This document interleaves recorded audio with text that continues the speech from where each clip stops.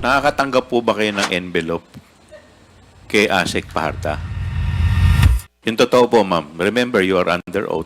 Aside from your allowance, from your regular budget, nakakatanggap po ba kayo ng envelope just like Yusek Mercado and Director Osias from ASEC Paharda?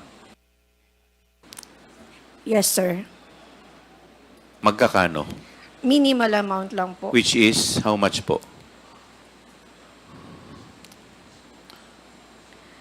It's not even, Magkano po? it's 25,000. 25,000. How many times po?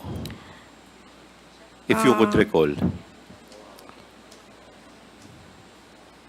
9? Ilan? 9 times. 9 times. From what month up to what month? Let me guess. From February to September?